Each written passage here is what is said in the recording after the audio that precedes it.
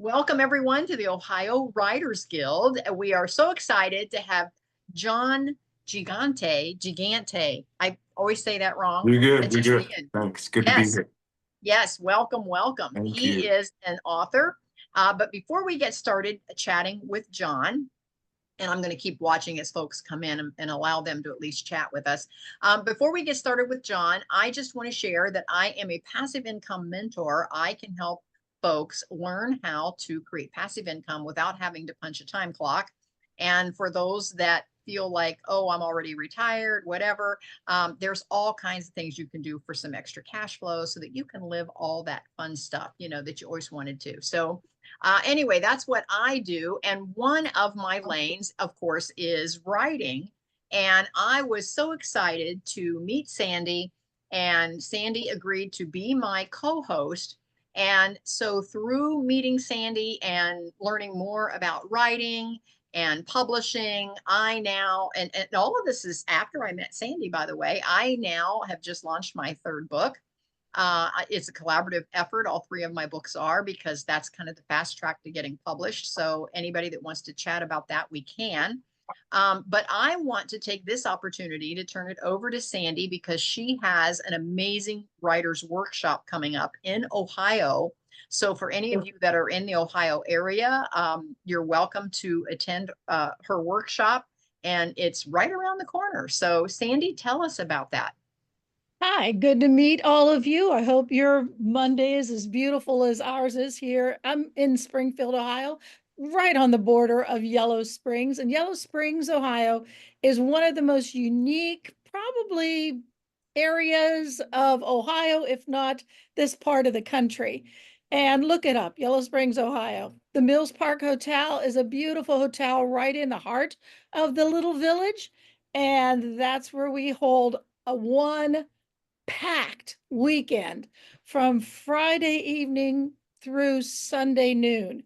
And I bring in only two, maybe three guests, featured guests. This year, I have a literary agent called Vicky Salvaggio, a nice Italian name there. Vicky Salvaggio, who owns and is an agent for the Storm Literary Agency. And she's going to talk the whole weekend about that what we call the traditional publishing route, where you, if she accepts your work, she takes it from there. She will offer edits or get editors for you, get whatever you need. She will find the publishing house for you. She will also take about 15% of whatever your book sales are. That's how she gets paid. So she works pretty doggone hard to get you out there because she likes to have an income as well. Although somewhat like Kathy, she's a house flipper on the side. So she's really great where she started as an author, and then she went from authoring to agenting, so she never forgets where she came from. And that really subjective world of, why did you turn down my query letter? Or you say you want me to redo 50 pages and send it back to you, and what all those signs mean, which are very important.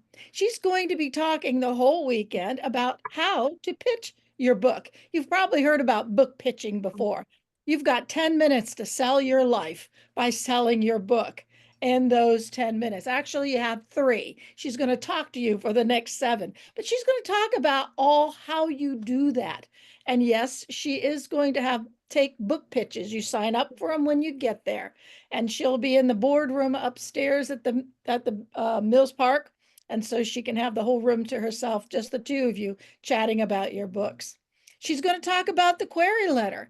That's where, if you don't talk face to face, and let's say, oh, a year from now, you've got your book done, you're ready to talk to her about it. Now we get to the part called a query letter. That is 250 words that are extremely important. That's all you have to sell your book. So she'll talk about how to make an effective query letter. And she'll talk about the life of an agent for sure. I had her down for 10 minutes and she asked, could I have more time? So I go, who am I to deny you wanting to talk to us even longer? But that's where the whole weekend is just packed. She's going to talk about how to edit, Whether you're submitting a short story or an essay or a journalistic article, what kind of tips are there for doing that final edit before you submit? So she's talking about that. Also with her is they will probably know each other very well by the end of this weekend, is Juliet Highland. She has published 25 books in the past 3 years. Wow. Working for Harlequin, I know, working for Harlequin Romance, and she just signed a contract for 6 more. And this is a gal who has a day job. Not that writing is also her day job, day, night, early morning. Heaven only knows when she sits down to write, because she has 2 teenagers. She has a dog, a cat, a husband, a house, and all that sort. But of course, she doesn't know. Somebody had asked her, so what do you do to relax? And it's like, well, what do you mean by that? She knows the craft of writing. So even if you're published, even if you consider yourself a very well-written person, well-read person, she will refresh you about how to bring your characters to life, how to make them so that the reader will root for them. Because of course, in the fiction world, you definitely need to be have a story in which the pages will just keep turning, and they're going to tell their friends, you got to read this book, or wow, I really love that character, I want to read the next one, so forth and so on. How do you really do that? Is there an outline for that? And Mhm. she's going to have a lot of pen to paper. She's going to have writing exercises right then and there. And then she's going to come back the next day and talk about the 3 key elements of probably even a memoir. It's goal, motivation, and conflict, the big GMC of writing, and using what you wrote on the night before with the characters. She's going to say, all right, now taking these characters, how do you make sure each one has, et cetera, et cetera? You get the idea. And she's going to be a guinea pig for Vicky when she talks about query letters and talks about pitches, and Juliet's more than willing to say, hey, I'll do that. I mean, why not? She does analyze intelligence for the Air Force, so she's brave, very brave. Anyway, there's a lot of community. Where you're sitting at round tables, good and bad with that sometimes, but you connect with other people. I have open mic reading night on Saturday night where you get up to 10 minutes to read part or all of your story to us. And that's open to the public in Yellow Springs and beyond. And you get to sell your book. If you have a book to sell on Sunday morning, I shifted it over, it used to be Saturday too. Sunday morning, probably the busiest time at the Mills Park Hotel is brunch on Sunday. And from 9:30 to 10:30, we'll still be in the banquet hall. I'll ask you to share a table with one other person selling books. And Juliet, who is amazingly enthusiastic about writing, she's going to be out in the lobby. She's going to be getting people to come in and take a look at your books. So I'm doing everything I can to give you all kinds of experience. And if you don't want to read your own work aloud at open mic, well, we have people who'll read it for you, or you can have a friend do that.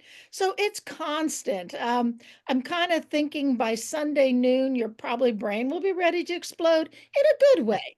You will have had, it's August 1, 2, and 3. And if you go to the website, and I'll put it in the chat, www.intothespringswritersworkshop.com, you'll see all those details and more, because there are also private critiques. And that's where both Vicky and Juliet will read the first 10 pages of your work and make in-text comments and meet with you that weekend for 10 minutes and talking about it. And I'll tell you, they're limited to 10 each, and I have one spot open for Vicky. And she's also going to critique query letters. So if you're interested in that, it's an extra fee, but well worth the extra fee, and with all the time that she'll spend on your work. We have lunch shared together. There are refreshments. So I make it as worthwhile as possible. So I hope you consider it. August 1, 2, and 3, Mills Park Hotel in Yellow Springs, Ohio. Thanks. Sandy, thank you so much. Now, if you haven't been to a writer's workshop, it changed how I think about writing. Because I didn't know what I didn't know. And so it wasn't until I started going to some writers' workshops and I started hearing the lingo and I started meeting other writers and I started talking about, how other writers were finding time to write. And I just had to learn what all of that meant, just saying, I want to be a writer. uh, Oftentimes you don't know what steps to take to get there. And so going to writers' workshops was huge for me. And that is really what kind of launched me into being able to put my thoughts in some kind of an order that I could put into a book that I could finally get published. And again, we talked about traditional publishing. There is all kinds of publishing out there. Sandy put all the information in the chat, so please copy and save that if you're interested at all to come to the workshop. And just know that it will change how you think about writing, and it will also inspire you to get something down on paper, because there's a lot of little exercises while you're there that gets you writing. And again, I can remember years and years and years saying, I think I want to flip houses, or I think I want to have this career or that career.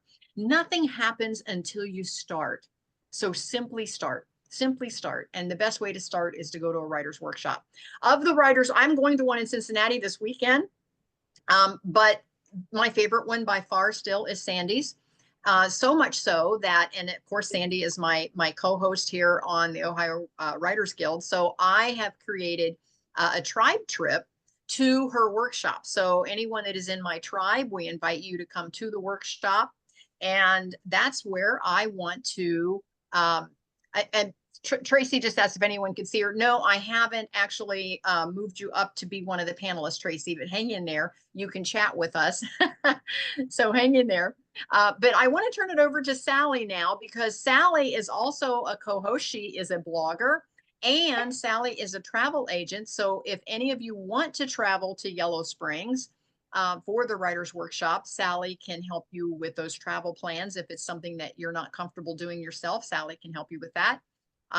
We saw in the chat here, some folks were interested. Carrie said she's very interested. She said she missed the first 7 minutes of the call. Not to worry, we're recording and you can always go back for the replay. But I want to turn it over to Sally, and Sally, tell us what it is that you do and how you can help these folks. My name is Sally. My company is Mermaid Travel. I've been a mermaid for 20 years and over. Live very close to Kathy, about a mile or so away. But what I do is I'm a full service travel agent, but I also I plan senior trips, group trips for seniors. That's my specialty. Groups are my specialty, but I also help people that have some disability that may need like oxygen or motorized scooters, things like that. I do blog, not very often. My blog is called Embrace the Unexpected.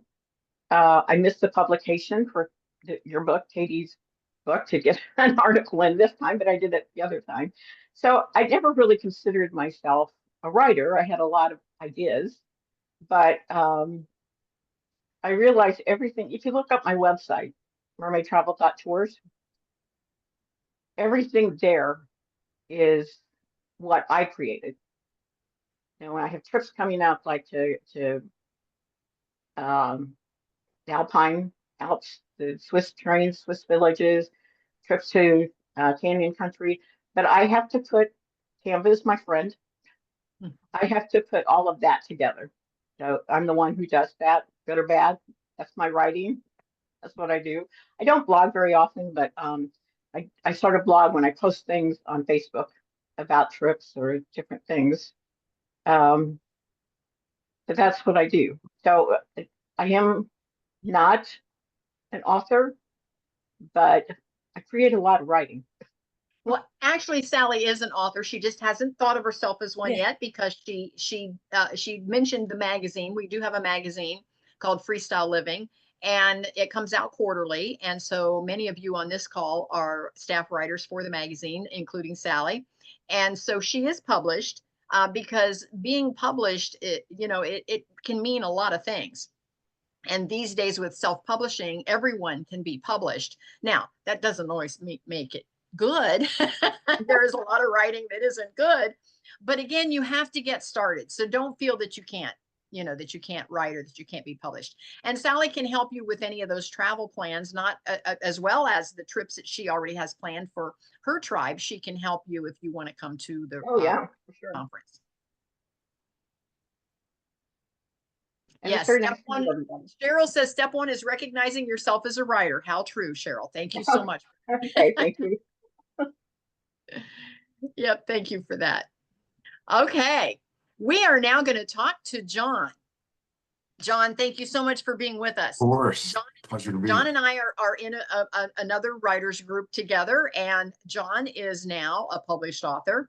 In 2013, he nearly became another statistic. His job hung in the balance. The condition of his marriage was even worse. And when he looked in the mirror, he didn't like the person looking back at him. So, as a father of two, he knew that something needed to change. And he feels he received a second chance. Working harder wasn't the answer. Focusing more wasn't going to fix this time. So, Jon needed something drastic. So, he started paying attention. He started paying intention. And when he did, the solution emerged slowly but steadily. So, Jon, give us a little bit of your backstory. What inspired you to write this book? And give us a little bit of a backstory on what prompted you to do this. Sure. Oh my gosh, there's a lot to unpack. Thank you so much, first of all, for having me. It's always an honor to be in a group like this. And Sandy, your conference or workshop, or whatever you're calling it, sounds fantastic. And I'll do a plug for Yellow Springs. It's such a cool area. Actually, just stayed at that hotel with Carrie Oberbrunner. I think some of you may know him. Yes. Kathy, I know you do. So he's a professor at Cedarville now. And he had me, I came in and spoke last fall at one of their conferences, and we both stayed at that hotel. It's fantastic. Wow. So, Yeah. little plug, if you're going Yellow Springs, it's a gem of a place. You'd never think it's there, and then all of a sudden it like comes out of nowhere, and it's very quaint, very cool. So yeah, so it's interesting, right? Let me first say I've been in that.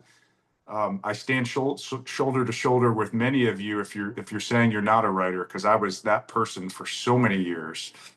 And I'll take you back a little bit. My mom was an English teacher, so I grew up with, and both my parents were teachers. My dad was a health and physical education teacher as well, and I married a school teacher, by the way. My wife was a school teacher until we started a family, and she stays at home now. Um, so I've always loved teachers, but my mom from an early age always instilled in me creativity and writing and speaking and all this stuff. But I didn't publish my first book until 2022. And I was that person. So I started my first blog, I think in 2009, which was come from the corporate space and sales. I just left a few months ago to do this work full time.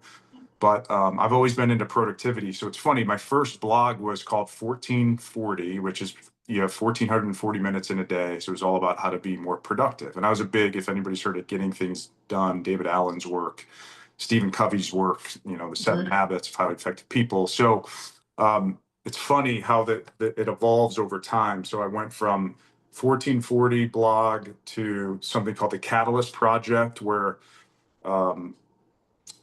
I basically wanted to invest in other people's stories and told other people's stories. But I always had a block that I wasn't a writer. I would actually say this a lot. So when I met Carrie, actually 2012 or 13, and I started to get involved with a lot of his stuff, you're the average of the 5 people you spend the most time with. It's a Jim Rohn quote, which is such an amazing quote. A lot of you have probably heard of it. But over the course of time, I started to hang around authors, and I'm like, I'm going to be an author someday. And of course, everybody tells you like, no, all you got to do is write. If you show up tomorrow and write and publish something, even if it's a blog, you're an author. You're writing. So fast forward, quite a few years, I had the chance to, I mean, the conferences are amazing too, guys. I'll tell you, like anytime I've always gotten fruit, any conference I've invested in and gone to is so cool. That's why I lit up when Sandy was talking. But I had a chance early on, 2012, when I was going to various conferences. I met a very young, up and coming author by the name of James Clear. Some of you may know that name. He wrote a book called Atomic Habits in 2018, which is the #1 book in the world to this day. Sold over 20 million copies. And if you talk to James, he'd tell you like he had no expectation that it was going to be anywhere as big as it has. But James Wright, I highly recommend reading his work too. He's got a weekly newsletter called 321, and the book's fantastic. But I had a chance to see his journey from the start. And he was he's still a young guy, mid-30s. I mean, he published Atomic Habits, I think, in his late 20s. He's book #2 for him's coming out, or he's in the process of writing it. But he's got this thing that helped me immensely when I started writing called identity-based habits. So you think about a lot of times we start with who we want to be from an outcome perspective. And what I learned from him was no, identity based is I'm just going to show up today and be the person I aspire to be. So if you want to be a writer, show up today, and maybe it's after this call, and write 50 words. Guess what? You're a writer. And then show up again tomorrow and write another 50 words. And then it's a game of math, really. And that's how I eventually published. A couple of years ago, I turned it into a math equation. It literally was 2021. I started the process with Carrie and his team. I knew I wanted to publish a year later, and it was a math equation. It was, if I wanted to write a 50,000 page book, divide it by the number of days, and I set a goal to write 500 words a day. So crazy process too. And I want to share this with you guys because it's kind of a cool thing. So this is my book called With Intention. But before I wrote, about a year before, it looks kind of the same, right? Well, this is just the cover and the back cover, which Kathy, it was great that you read some of the back cover at the start. So the first thing we did before I even started writing the book was create the cover and the back cover. Just to have, I'm a visual guy. I would argue every human's probably visual in nature, this is actually Atomic Habits inside here. You can see the name of it, right? You can see it, Atomic Habits. Oh, cool. And so I put it up, in my office in front of me while I was writing. And I had the visual of like, this is, I'm a writer, just keep writing. And little by little, brick by brick, the goal comes to fruition. But here's what's interesting too, and I don't know if this would resonate with anybody, but I think I'm a former athlete too. I played collegiate soccer, and so I love to be active. I found that I'm most creative when my heart rate's up.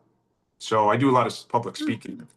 And one of my speaking coaches taught me this, that maybe you should rehearse while you're walking, not necessarily like jogging. That's too hard to do, but even a walk, you get your heart rate up. So anytime I rehearse a speech, I would like have my script printed out and I walk, for an hour. And it's amazing how there's something that engages the brain while your heart rate's up a little bit. So the whole first draft of my book, I worked a lot on the table of contents first because we wanted it to be very frictionless for the reader to read. And I had it up on my computer right next to my Peloton bike, like a chair, my table of contents, and I spoke it out. I'm actually on my phone because my computer's not working right now, but I'm an application called Otter AI.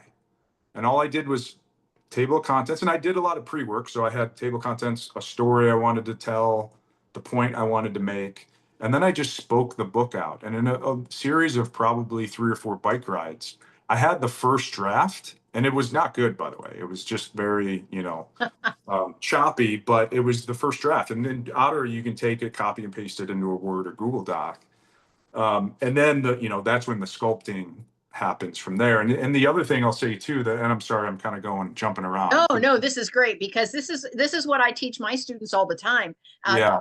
In Google Docs, they can click the microphone and just get it out there. Yeah, there you go. Get it out there on paper. Yeah. Yeah. And so, and I've been fortunate to have some amazing coaches and other people I've been involved with that coached me. They learned so much from so many people, but someone told me at one point, writing and editing are 2 totally different things. right? Correct. So two different brain functions almost. So it's all like when you're writing, you're just writing. And then editing, you almost want to let it sit for a day or whatever it is, and then have editing as a separate session. Or if you hire an editor, I mean, there's a lot of different things you can do to outsource work or whatnot. And I found that to be valuable for me of just when I was writing, and it was kind of free writing of sorts. Of course, I just shared with you, the first draft was my voice. And being active, that heart rate thing was big for me. So I say that because if you're sitting at a desk and you're stuck and you have staring at the blank paper, maybe try a different method to get your ideas out. Or maybe, guess what? Maybe it's pen and paper even, and it's not on a computer. I'm trying to think of the author's name. A very famous fiction author writes all his books in a notebook. And that's to this day today, right? Which is crazy to think about, but there's definitely so many different styles to get the work done. But I think it's the thing with the habits is just identity, brick by brick. If you want to write a book, do the math and just show up every day and do a little bit. And you're going to miss some days. I miss days, and you just get back on the horse and you go again. And it's amazing. It's like compound interest with money, right? If you invest $100 a month over time in the right things, it's amazing where it'll be in 10 years. It's the same thing with anything, I would argue, but writing for sure, it all adds up. Well, I can remember saying one time to a friend of mine, I said, "Oh my gosh, it's going to take me a year to write a book." And she said, "Well, you're going to live the year anyway. You might as well write the book." Yeah.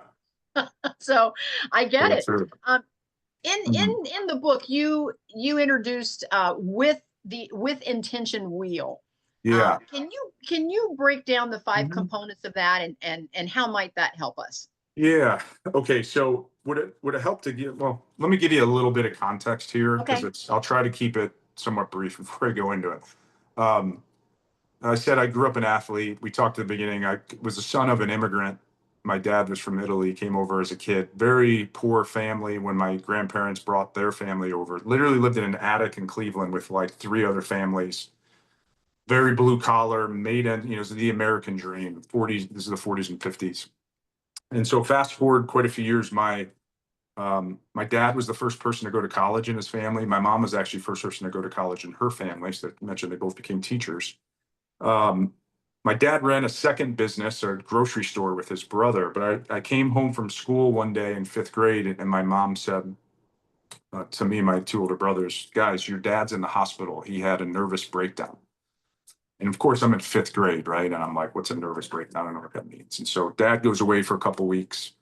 Dad was a very happy-go-lucky guy too. Like, everybody loved him. Came back, and it was like we just swept it under the rug. It's like we never talked about it. And he went back to work, and we all went on with our lives, and it was, a great childhood. I didn't think anything of it. Fast forward quite a few years. So I played soccer, as I mentioned. So I was fortunate enough to earn a scholarship in college. But here's the other piece of the story too. I'll tell you. I had a guidance counselor call me into her office. I remember this in 5th grade, and she said, "Jon, how you doing?" And I said, "I'm good. Straight A's. I'm a budding soccer star. I'm fine. I don't need to talk to anybody." And so again, I didn't even know, by the way, that I was doing this. It was just the way we operated, and it was no fault of my parents. It's just blue collar work ethic, and you just move on with life. So fast forward a few years, I go to Bowling Green, is where I went to college, played my freshman season. I come home, parents get in a huge fight. Thankfully, I'm there to break it up, and my mom leaves, and their marriage ends. And so, pretty devastating situation. Dad cries in my arms. First time I've ever seen my dad cry. And I go back to college for my sophomore year, and I didn't feel like I could grieve. I felt like, it's their loss, and let me just move on. And so, but it was the first time I kind of felt my head crack a little bit, as far as like from a performance standpoint. So this high level Division I collegiate sports, and I just became very inconsistent at my performance. And it was pretty devastating to me because I couldn't perform at the level I knew. And my dad talked about identity again. Identity as a writer. Identity is, and by the way, no no faith foundation, no spirituality at this point in my life. And I was pretty broken, but I never shared anything with any of my teammates, coaches, nothing. And I just, because my identity was in a soccer ball, I was pretty devastated, dealt with a bunch of mental health stuff, drug abuse, alcohol abuse, ended up moving to Chicago after college. It was still good enough to like make ends meet. I got a sales job with a software company, but 10 years later, I start having panic attacks speaking, right? So not good for a salesperson, by the way. And by the way, in my freshman year of high school, I was a speech champion at St. Edward's High School in Cleveland. So I was good enough from a talent perspective to speak. That was part of the story too. I probably didn't work that hard at it. Got a little bit arrogant with it.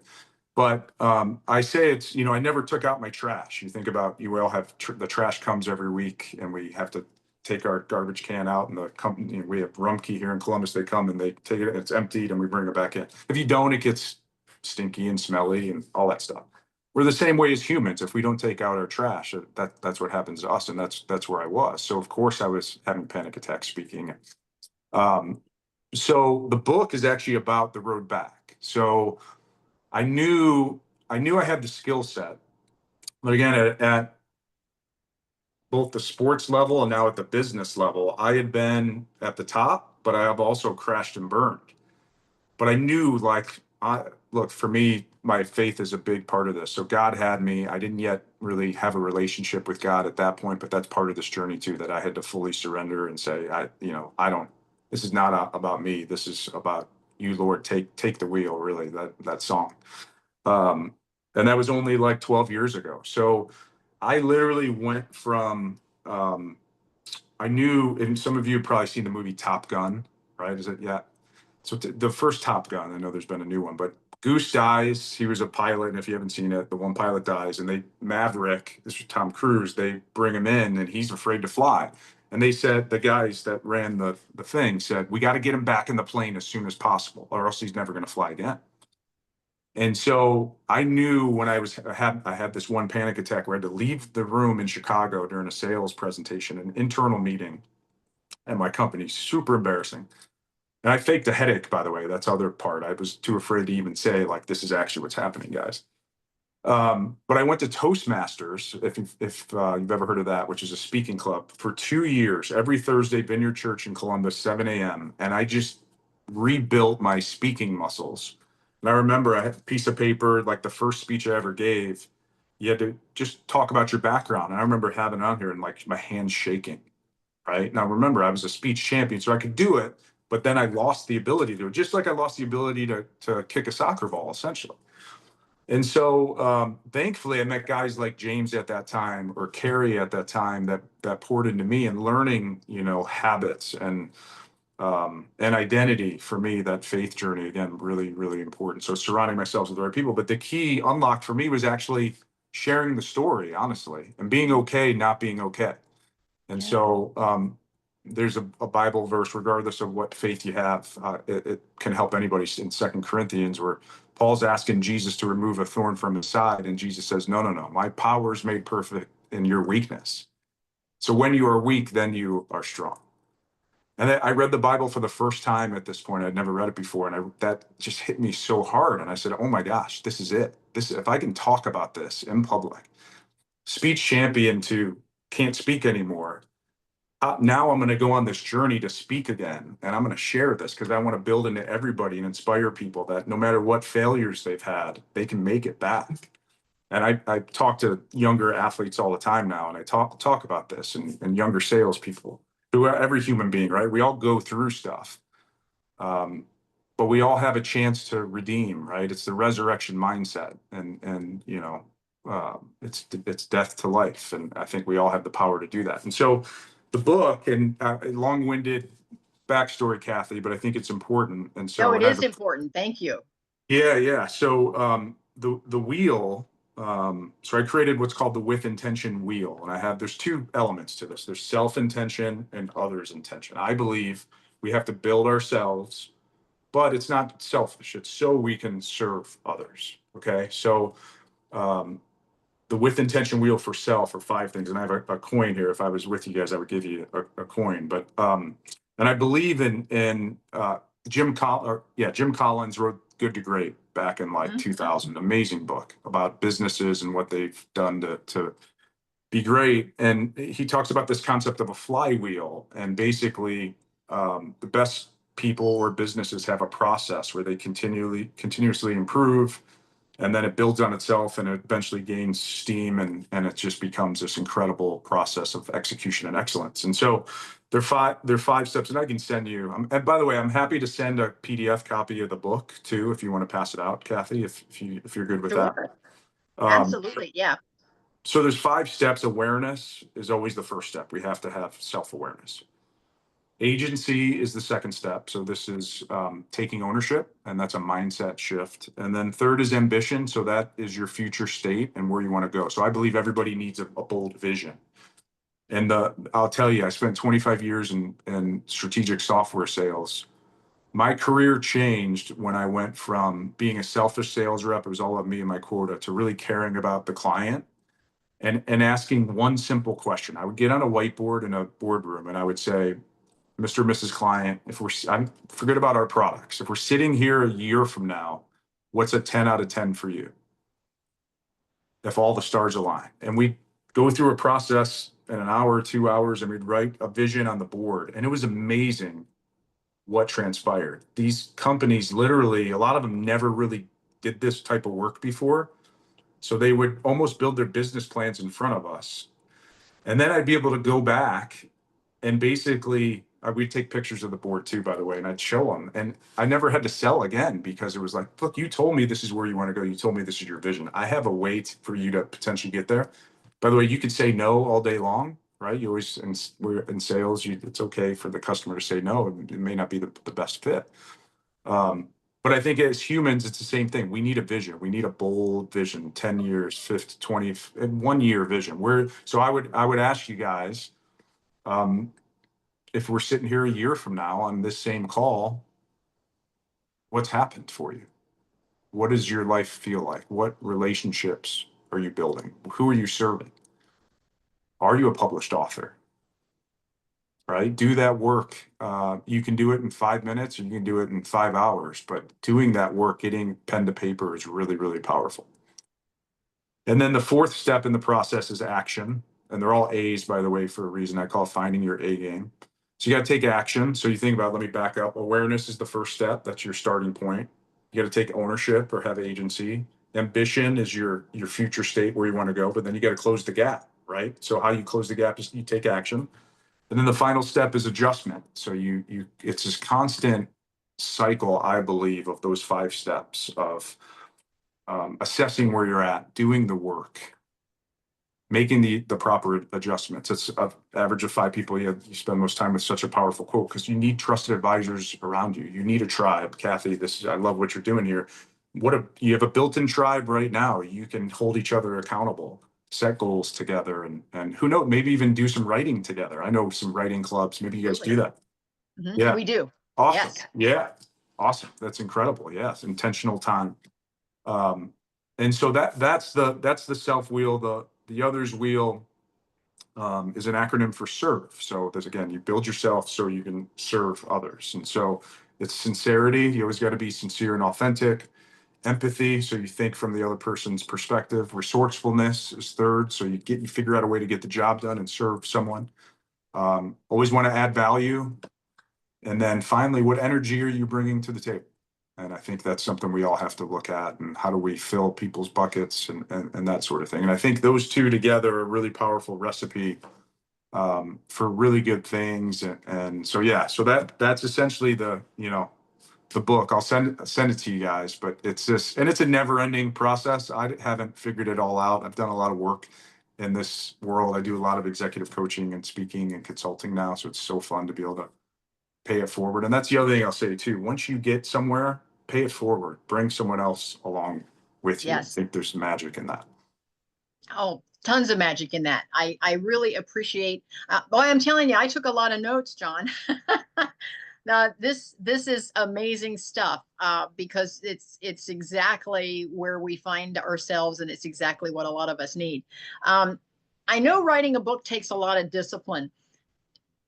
And sometimes we can learn from other authors when they've struggled, because it makes us know that we're not alone in the struggle. Where Yeah. did you struggle getting this book across the finish line? Sure. Oh my gosh. The whole journey was a struggle. Like, let me just say, this is part of the process is embracing the struggle, right? Like life is full of blessings and battles every day. It's our perspective on them. And so if you haven't read Stephen Pressfield, read his work all day long, The War of Art. He's got another one. I won't say the exact title. Basically put your butt in the seat. He talks a lot about the muse and how the muse is BS, right? The muse is showing up every day at 9 a.m. and writing for an hour or 2 hours or 3 hours, whatever that is. And so for me, it was studying other writers and embracing the pain of writing. And there were moments like my best moments were either on that Peloton bike, knowing that maybe traditional writing isn't my best structure, but I had some amazing writing sessions in the middle of the night. I found it wasn't waking up early for me because I have 3 fairly young kids. So if there was a time limit on me that I had to be done, there was too much of a squeeze. But if I could start my writing session at 11 p.m. and write till 2 a.m., 3 a.m., the quiet of the night was incredible for me. And I feel like I was 10 times more productive too. And then the math thing and just having that, hey, I'm just going to write 500 words today, and then I'm going to show up again and write 500 words tomorrow. And sometimes I'd write more. And I tracked it in a Google document too. So like having a process was really important. But I'll share the story with you because I think it's really powerful for people. I had lunch with James Clear in 2016, 2 years before he published Atomic Habits, North Star Cafe at Easton and here in Columbus. He looked me in the eye and he said, John, I don't think I'm meant to write a long form book. He had missed his second deadline with his publisher. He was like battling them with the structure of the book. He was very popular in writing his blog. So he figures out a way. He had an assistant at the time. I think he gave her all his social media passwords on Mondays and said, you are not to give me these until Friday. And because I got to go all in on writing this book. So here, if he can do it, right? Now he wrote the most popular book in the world. Like everybody struggles. Look at Jerry Seinfeld. If you look at any of his writing process, and here's a guy who has a habit every day, he writes on like a yellow legal pad. He talks about embracing the messiness, and 99% of the jokes he writes, he throws away. They're terrible, but 1% is gold. But it's that habit of showing up every day. And I think for me, I've actually been writing on LinkedIn pretty much every day for the last year. That publish every day thing and being in the lab of sorts and just its practice for me changed everything. There's another great book I'll recommend called Show Your Work. Austin Kleon is the author. He also wrote a book called Steal Like an Artist, but Show Your Work helped me immensely for all like the social media stuff last year of just publish. Not look, we think everybody's judging everything we're doing, but I don't know if you guys have heard of the spotlight effect. I've talked to my 15-year-old daughter a lot about it, but we think everybody's looking at us and they're not because everybody's so worried about themselves and their own lives. Right. So just put it out there. Like no one's going to care. And who cares if it's not that good? You just keep showing up and you're going to, as you invest in tribes like this or conferences, you're going to get better at the craft. Sandy, I love what you said about like the pen to paper with the one individual that you mentioned, like writing exercises. Sounds like you guys may do that. That's there's so much good for that, for just learning how to be a better writer. Yeah. Well, I think we're our own worst enemy. Like oftentimes we have all this self-doubt. We feel like we're an imposter. Sure. Again, how does one overcome that if that's where we find ourselves, or anyone that's listening to this call later? How do you overcome that imposter syndrome? Sure. Acknowledge it. That's awareness. And guess what?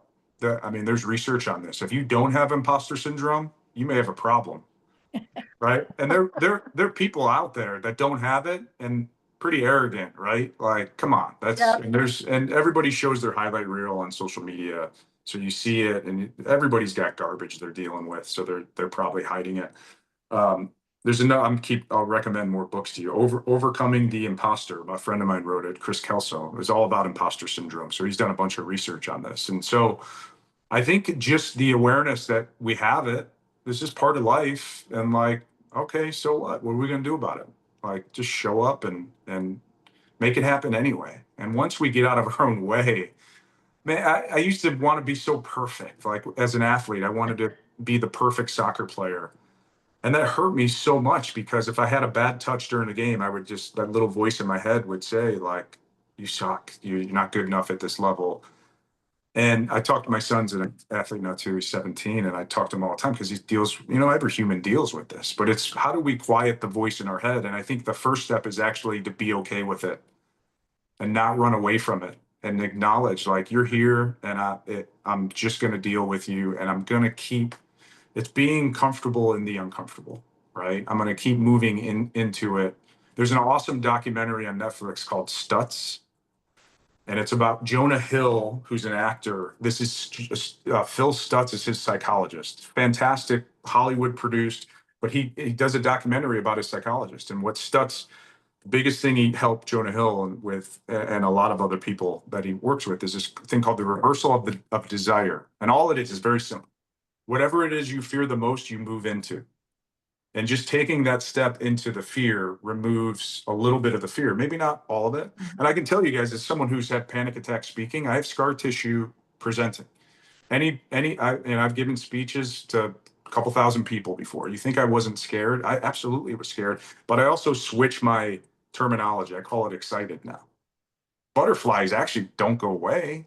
If you're nervous, it means you care, right? The fear means you care. You want to do something good, but can we change our view and our perspective on that fear? I think that's the crucial piece here. So if you have imposter syndrome, good. I applaud you that you're normal. Congratulations. But then what are you going to do about it? Keep going. Move into it. Yeah, I love that. I love that. Thank you so much for that, Jon. Yeah. I know one of the things they asked me at my last conference, I was on a panel as one of the speakers, and they said, what's the one thing that you wish you would have practiced more throughout your life? And my answer is I wish I had done this for my daughter. I wish my family had done it for me, and I wish I had done it for my daughter growing up, and I didn't. But I wish that we could talk more about failing forward. Yeah. And I wish now that I would have asked my daughter every day when she came home from school, what did you fail at today? Which would encourage her to maybe try things that maybe she was afraid to try, because it would teach her that it was okay to fail at something, or to say, I tried out, but I didn't do very well, but at least I tried out. At least I did this. I tried to make a go of it, and maybe this isn't for me, but I at least gave it a try. And to eliminate that whole feeling that if you fail, that you are a failure, which is not true, but that's what we tell ourselves. Can you share a personal experience where a failure for you actually led to growth? Yeah, I mean, for me, I'm living it, right? And I pinch myself that I get to do work like this and speak on stages and coach and consult with companies now, because I can tell you and I wouldn't change any of my journey, by the way. So all the failures on the soccer field, the failures speaking, the family stuff, whatever adversity you go through becomes part of who you are. It's like a mosaic bowl, right? Mosaic's just broken pieces put back together and makes this beautiful bowl. We all have a chance to do that in our lives. So for me, when I go and speak on a stage and I have I don't know, typically a 40-ish-year-old male sales executive comes up to me and says, thank you, let me share my story. To provide an outlet for people that, we're so prideful as humans, and we're so afraid to show weakness. And I think for me, being able to unlock and unleash people is such a gift. I don't take it for granted. It's a gift from God that I've been able to do this work. And I truly believe all the struggles along the way have led me here. And so I think everybody's got a story. Every one of you has something inside of you. And if there's brokenness there or struggle, I'm sorry.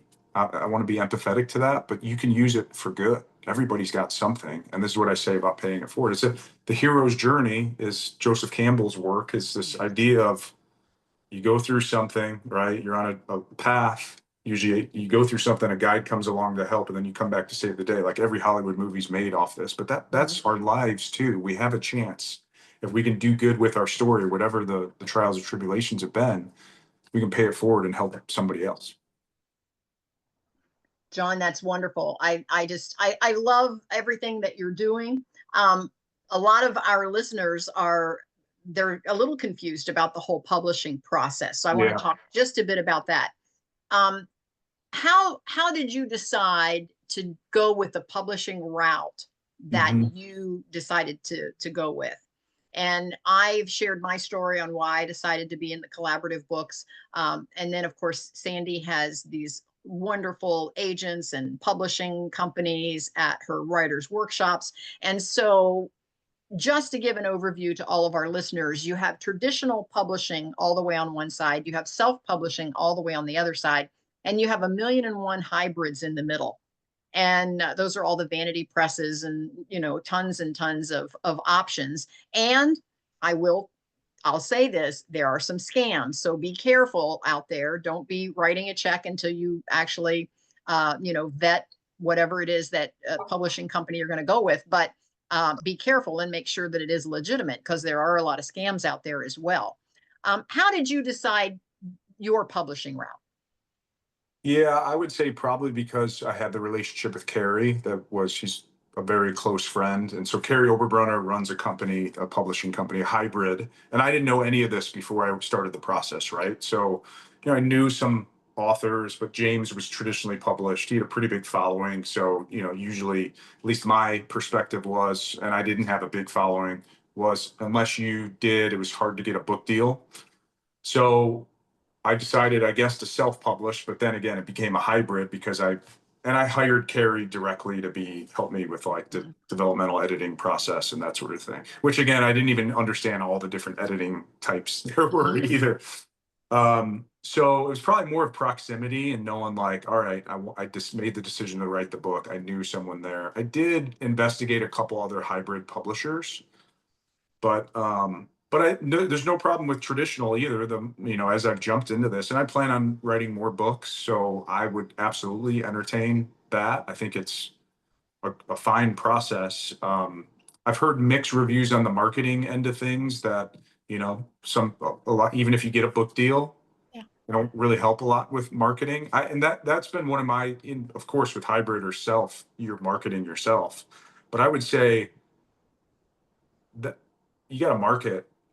The marketing of the book is probably equally as important as the writing of it, which is hard for a lot of people to hear if you want to sell a lot of books and get it out there. If you're just okay publishing, it becomes harder, I think. So it was probably more just already knowing some publishers in the hybrid sense and just going down that path. And I don't know what I'll do in the future. Well, thank you for sharing that. I always teach my students, I always ask them, what end result are you looking for? What is the objective of writing this book? What are you hoping to achieve at the other end? And then reverse engineer that and say, if this is your goal, then what is the best publishing route for you to get from point A to point B and reach that goal? And so for me, and again, we're just being authentic here. For me, I just wanted to get published. And that just seemed like such pie in the sky. Like, oh, someday, somewhere, somehow, I'm going to be a published author. And so, like you, Jon, I built some relationships and knew that these gals were legitimate and they were authentic and they had a history of getting the job done. And so, like you, I decided to use, one of those publishers there in the middle. I didn't self-publish, nor did I go with one of the big traditional publishers. And it reached my goal for what I wanted to be published. And of course, we all dream of, being a #1 best-selling author. And that was one of their guarantees, is that we would come out as a best-selling author in at least one or more categories on Amazon. And so I accomplished that by choosing the publishing house that I chose. And so again, there's a million and one hybrids in there. And so my advice to all of you is maybe to reverse engineer that, decide what your goals are with your book. Is your goal, are you a mystery writer and you just want to sell thousands of copies? You're going to publish differently than if you just want to get published for the first time. There's a big gap in there as to what your goal is. So, so I would reverse engineer that. What's your thought on that, Jon? Yeah, I love it. I wouldn't change anything. I think that's it. What do you want the outcome to be? And then you can take the appropriate steps. Now, you got to think through the financial piece, right? Because there's an investment part of this where I come from a space where I wanted to invest. I know I have certain strengths and certain weaknesses. And so I decided to invest in a team and a process. I realized not everybody may have the funds to do that or want to do that. Like you could go write something today and publish it on Amazon if you really wanted to. Sure, absolutely. And I don't think there's anything wrong with, hey, I want to be a published author and let me just do it as inexpensively as possible and get something out there. That's okay too. You just got to do your due diligence and understand, like, if you have a team, it's maybe going to cost a little bit, or if you want to do it a certain way to align with, there's a bunch of companies out there that you can align with that help you through the process. Because I had no clue what I was doing, so I needed the help, frankly, to go through the process, which I wouldn't trade it for the world. It was very helpful for me. Yes, I get that. If you could just give one piece of advice to all of our listeners, Jon, what would it be? Start today, whatever it is you want to do. I mean, life, we're not promised tomorrow, right? So go after it today. Don't let your fears and doubts hold you back. I'm not going to promise they're going to go away, but move into them. And as long as you're focused, I had a speaking coach that totally changed the way I thought about speaking. He said to me a couple of years ago, be helpful, not good. And it just changed everything for me because it took the pressure off. So now when I go and speak, even today, it's like, I just want to serve you guys. I want to be helpful. Yeah, I mean, I'm not going to be perfect in everything I say. So for writing, be helpful, not good. Of course, you want to write a good book, and you'll do the work and edit and everything else. But man, if you just focus on serving the reader and the people in front of you, that's where the magic is. Absolutely.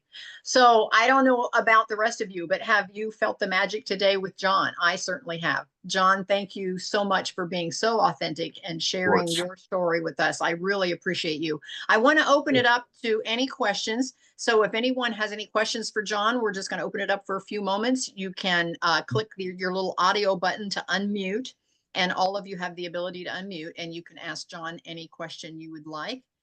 Before we end the call today. And then, Jon, I would like for you to go over to the chat and make sure it says to everyone, and tell us how we can connect with you and the services that you offer.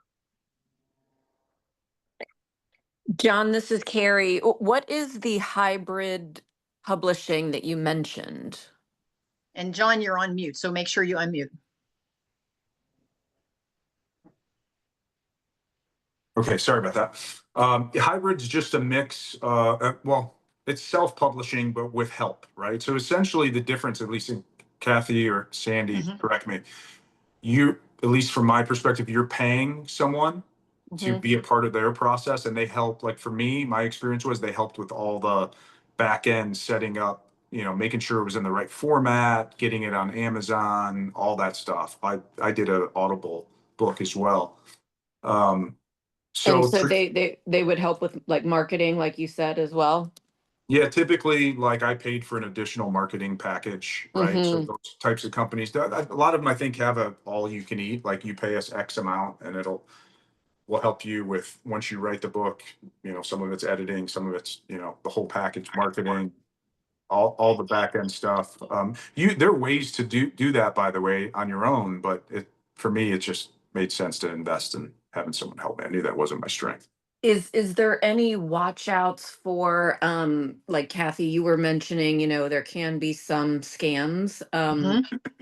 Is there anything to look out for when you're kind of going the hybrid but paying for extra marketing route that would The one thing that Jon mentioned, and I can't express this enough, he mentioned relationship. He knew Carrie from a different avenue, if you will. He knew about Carrie, he knew who Carrie was, and he actually knew Carrie and built relationship, and then decided to go ahead and am I correct, Jon? And then get involved with That's Carrie right. as far as publishing.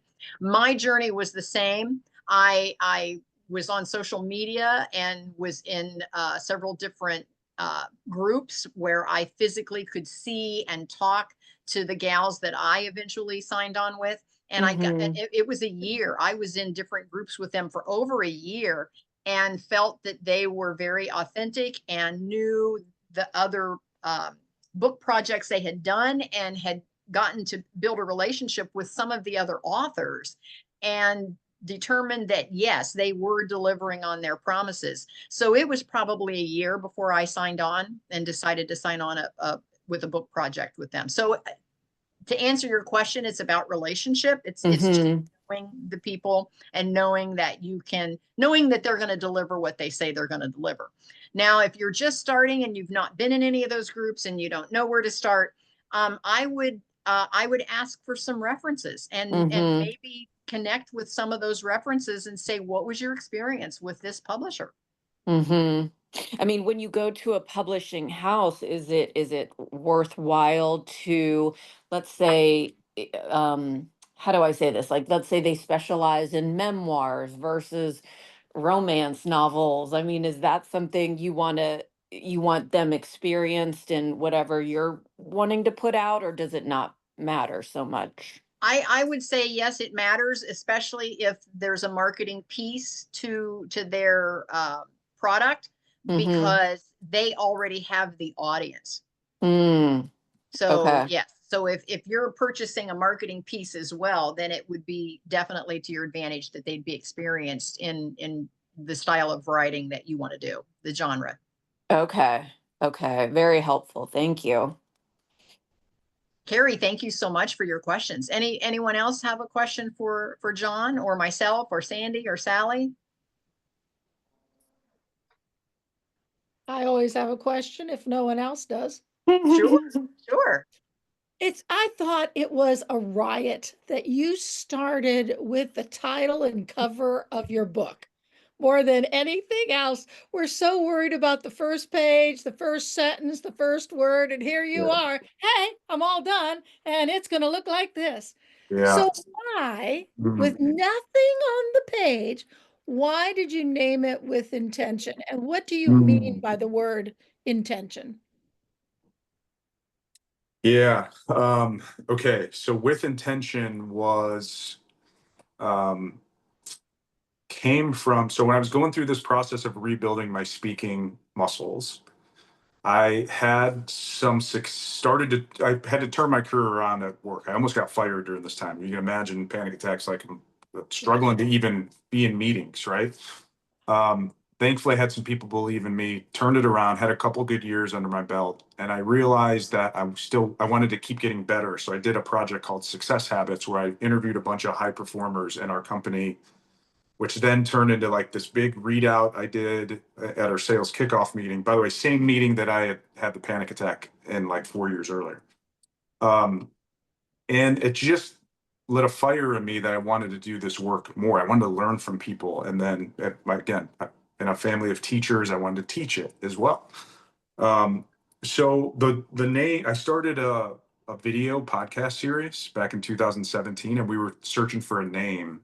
And we were going to call it On Purpose originally. And then just vetting it with the team, we were like, what do you think about With Intention? Because when I think about intention, for me, it's this idea of forward progress and being very proactive. There's a term in soccer called playing on your front foot, which is like a very attack-minded frame of playing. And because I was dealing with some of these setbacks, I wanted to stay on my front foot. And so intention became a very powerful affirmation for me, frankly, of just keep moving forward. Go to Toastmasters every Thursday, keep, just bit by bit, brick by brick, try and build this. And so that's become the rallying cry for me. And so, yeah, now that's I like that. the branding of sorts. Yeah. Good, thank you. John, I Yeah. love the tenaciousness of your language, even when you say build it brick by brick, and Yeah. you showed up to Toastmasters every Thursday. And what I'm hearing there, and for the rest of you that are listening in, what I'm hearing there is you have to do the work. You know, Yeah. sometimes we sit back and go, someday I want to be a writer, I'm going to be a published author, but you have to start somewhere to do the work. You have to start. Yeah. Read Pressfield. Pressfield's amazing. War of Art will change your life as a creator because he literally calls you out, and it's very short, pithy, basically posts. He's got a blog and stuff too. I think he's got publishes every Wednesday, but it's like a motivational speech every, you know, you can read it in one sitting pretty much. It's amazing. But it's that point exactly, Kathy. Like, this work is not easy, but it's so worth it once you fight through it and you learn to embrace the struggle. Because too many writers think the muse is just going to show up and it's going to be, you know, I'm going to have my candles and it's going to be amazing. And you can get there, by the way. Like, even I find uh, when I force myself into it and I get there and I will put some music on, whatever, I can get in the zone and in the flow of things. It takes a little bit of time sometimes. But I'm a big believer in timers too. If I set a 30-minute timer, a lot of times it'll be 30 minutes and I'll be like, reset another 30, and then and it's like, next thing you know, a couple hours passes by. So, I mean, Kathy, you're doing, what's your new book called? It's the biohacking entrepreneur. So we can biohack ourselves. I'm a big believer in the flow state, Mihai Csikszentmihalyi, which is like, from a performance standpoint, you get in the zone. It doesn't just happen. You have to, it's stress and skill combined, and there you have to like put yourself in the fight a little bit to get there. It doesn't just show up. Yes, thank you for that. Yes. Yeah. Tracy had a question for you. Tracy. Yes, first I wanted to make a comment. I am also a born-again Christian. I love your testimony. I can relate to a lot of that with my own brokenness and how God has used it already in my life. Awesome. And I like how you said the phrase, serving is where the magic is. More people need to realize that. I had a question about hybrid publishing.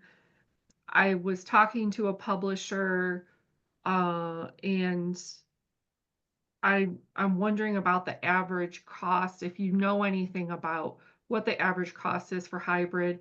And this publisher suggested making a GoFundMe page. Do you know anything about people's willingness, like your family and friends and church or whatever, to, you know, Facebook people, and you know, what kind of feedback would you get on something like that? Do you know anything about that? Yeah, for me personally, I don't have experience with that. I did help an author get published a few years back. I do some charity work for a nonprofit called Creative Living. It's folks that have primarily spinal cord injuries. And there was a resident that wanted to be a published author, and we did a GoFundMe for him, created a little documentary style video, and raised about $10,000 for him to hire an editor and some different things to get his book out. But I don't know, that's my only experience with that. I don't know I'd love to hear from Kathy or Sandy. I don't know what's standard and what you should expect. And that, again, even the GoFundMe route, that was my one experience with it. I don't know if that's common. I did not, I paid out of pocket. For me, it was just an investment I wanted to make. But I understand the question for sure. I think it's a valid question. What about the cost then? Like, what is Yeah. the average cost? Yeah, what do you guys think? Do you have, I know, like, so I'll tell you, I did this thing called Author Academy Elite, which was Carrie's program. Initially, it was $7,500, I think, to be part of the program and the tribe. I quickly decided I wanted more one-to-one help, so I paid more to get that directly from Carrie. Again, I already had the relationship with him. So I don't even know if he has that program anymore. Kathy, you may know, for 7,500, and I don't know what a standard fee is for a program like that. I can talk a little bit to that, Tracy. You can probably find a hybrid publisher, I'm going to guess anywhere from like 3,000 to about 10,000. That's going to be the range. And the reason that I give such a large range there is because all of these different hybrid publishers, they all offer something different, more or less. So some just help you get the book uploaded, out there and get it published. Some take you all the way through and will actually help you get the ISBN number and do the cover art and not only get it uploaded into all of the platforms, but then help you promote it to get it to be a #1 best-selling book. So it depends. I'm so price driven. For those of you that know me in the real estate, I'm so price driven. I know how much money I have to spend, and I reverse engineer that, and then I go looking to see what can I get for this. It's like, this is my budget. What can I get for this amount of money? And I'm kind of the same way when it came to publishing. I knew how much I had that I could invest with a publisher and with a hybrid publisher. And then I went on the search, and like Jon, I knew these gals because I'd built the relationship with them for over a year, being in different groups. And so then I reverse engineered that. When I found out what they charged and what they promised, I did go out and explore and say, are there some others that can do the same thing for me for less? And they were all in that same price point. So what that told me is that I knew that the gals that I decided to go with had done their homework, and they were right in the price point where other publishing houses that did the same level, the same promises, were also in that same price point. So I felt comfortable spending the money with them, but I did my due diligence. I did my homework and my due diligence. Now, as far as creating a GoFundMe page, it depends on how big of a following you have or how big of a tribe you have. Because I tell my students all the time, put your voice out there. Your tribe will find you.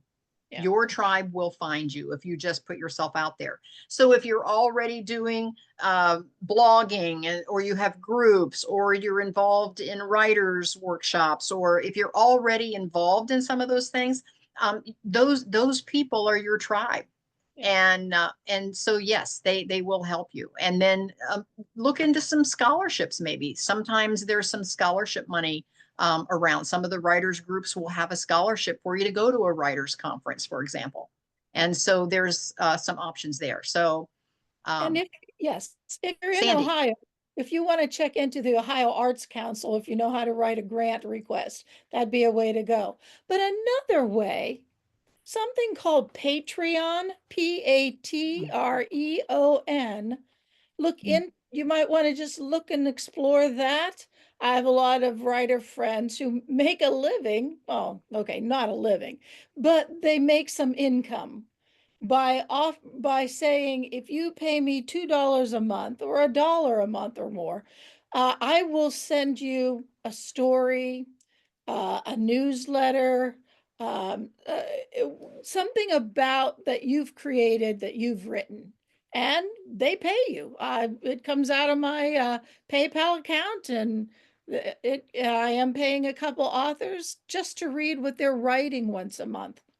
So it's a way of maybe setting up that Jon talked about, that goal that, I'm not going to disappoint my followers or my readers. Therefore, even though I've got this going on, I will write because they're paying me, for goodness sake. So that, just look into Patreon, and the Patreon page, all that Substack is another one where you pay, where you can subscribe to people who write and so forth. So there's a couple of things out there, especially if you know folks in your group who would be willing to take a chance on you. And a lot of times for $1 or $2 a month, it doesn't seem like a lot to them. But to you, knowing that you're indebted to an extent to these folks who for you, it helps. It's a good incentive if you need an incentive. Sandy, thank you. That's great advice. Yeah, Cheryl. Well, I'm actually addressing Tracy, but the others who have commented and not commented. I have 3 points. Number 1 is, be sure you have done everything that you know to do and that you're capable of doing on your writing before you pay anybody any money for doing something. There are a lot of people out there who want to charge you a flat rate up front. I've had friends who have self-published and they had to do all the work. They had to do all the marketing. They had to do all the writing and editing. There was very little, if anything, maybe getting the ISBN number that this company did for her. And it was very traumatic for her. So do everything you know or can learn how to do in advance. Don't pay anyone a big amount, and I'm talking about thousands because I'm also very money conscious. Get a house that is in your field. I don't know, you probably have written some Christian, maybe Christian romance, I'm guessing on that. But have you written a script that you're ready to publish? Yeah, it's a children's book, and it's more than being a best-selling author. I just want to get my message out about a very specific story. Okay. And have you attended a lot of writers? The library will have writers in from time to time and have book sales. And you can learn so much. They'll have 10, 20, 30, 40 writers at a time. And you can just go around and pick brains and find out, well, here's your book. You published with them. Do you like them? Did they do what you wanted? Did you find it financially? You can ask all the questions you want for free at the library, especially when there's a book sale on. That's a good idea. I'm sorry to just pop on here and have no, this is just newly looking into this. I didn't even know where to go. We're glad you're here. No, we Yeah, appreciate I you being appreciate here. the feedback. That's why we're here. Yes, yes. And Cheryl, thank you so much for your input. That is very valuable. Thank you for that. And I'm glad to do a read through for no charge, Tracy. I have a daughter who writes children's books. Oh my goodness. She's unpublished yet, but she's there doing it. And I have a son who has 3 books ready to publish, but he's running through this too. I may put him in touch with Jon. Yeah, make sure that you connect with each other before the call is over today. Yeah. Yes, Yeah, either in the chat or somewhere so that you can connect. Anyone else have any comments or questions for Jon?